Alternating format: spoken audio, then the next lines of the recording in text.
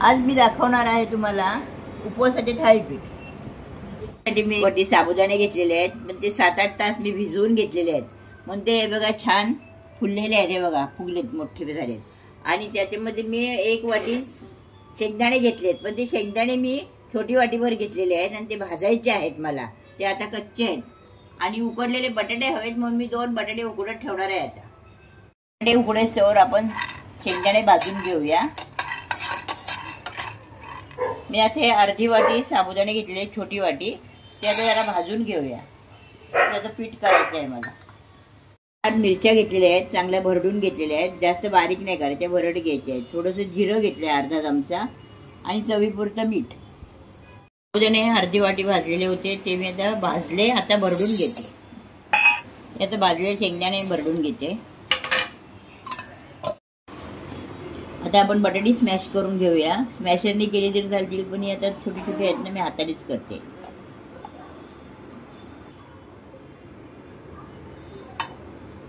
आता आपण बटाट्यामध्ये मी साबुदाणा घालून घेते। मिरचीची भरड केलेली आहे ना, ती पण घालून घेते मी साबुदाण्याचे थालीपीठ करते बा। हे साबुदाण्याचं पीठ मी भरडले ना, साबुदाणे ते भरडून घेतले, ते टाकते।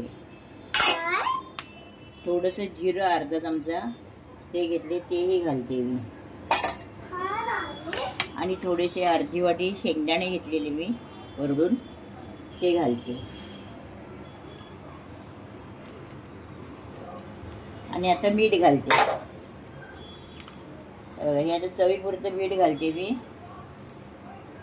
तुम्ही कोणतं मीठ वापरता? आम्ही सैंधव मीठ वापरतो। सैंधव मीठ चांगलं असतं, बीपीसाठी चांगलं असतं, म्हणून तुम्ही पण शक्यतो तेच वापरा। आम्ही तेच वापरतो। आता मी गोळा करून घेते आणि मग आपण थालीपीठ करायला घेऊया। आता मी थालीपीठ थापायला घेते।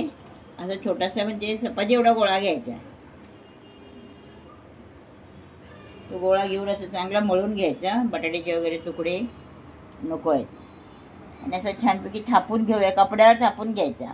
कपड्यावर नाही घेतला, केळीच्या पानावर थापलं तरी चालेल। असं छान पातळ तवा तापून घ्यायचा।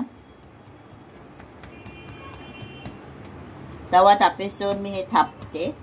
मला तवा पण तापत आलाय। पाण्याचा हात घेऊन थोडंसं थापायचं असं। शेंगदाण्याचा जास्त कूट नाही करायचा, भरडच करायचं। आमच्याकडे हे उपवासाला होतातच। साबुदाण्याची खिचडी कशी नेहमीच होते ना, ती माझ्या मुलांना मी कधी डब्याला पण देऊ शकते, पण हे थालीपीठ होत नाही, ते उपवासालाच होतात। त्याच्यामुळे कसे वडेसुद्धा आम्ही केव्हा तरी करतो, कारण वड्यांना सुद्धा काय तेलकट असतं ना, त्याच्यामुळे मी वडे नाही करू शकत, केव्हा तरी करते। पण मी आता दाखवणार आहे तुम्हाला। आता मी थालीपीठ टाकत आहे। आता मी त्याच्यावर होल पाडलेले आहेत, त्या होलातून तूप सोडायचं। असं होल पाडले पण त्याच्या आतून वगैरे सगळे करून चांगलं शिजतं ना ते, म्हणून त्याला होल पाडायचं असतं। आपण साधे करतो ना भाजणीचे, तरी पण त्याला होल पाडायचा असतो।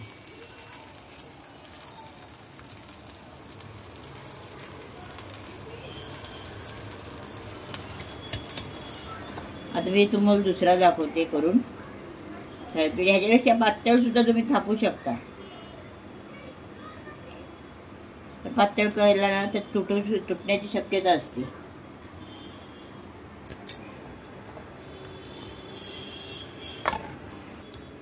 आता मी ह्याच्यामध्ये भरड साबुदाणे घातले। तुम्ही बोलले असाल काय कशासाठी आणि भरड साबुदाणे घातले, पिठी करून घातले? अहो ते ना काय माहितीये, सगळेजण करतात, पण मी हे का करते, कुरकुरीत होत आहेत। साबुदाण्याची भरड घातल्याने थालीपीठ कुरकुरीत, आणि वडे करताना सुद्धा हे घालायचं असतं, त्याच्यामुळे छान कुरकुरीत होतात साबुदाण्याचे थालीपीठ।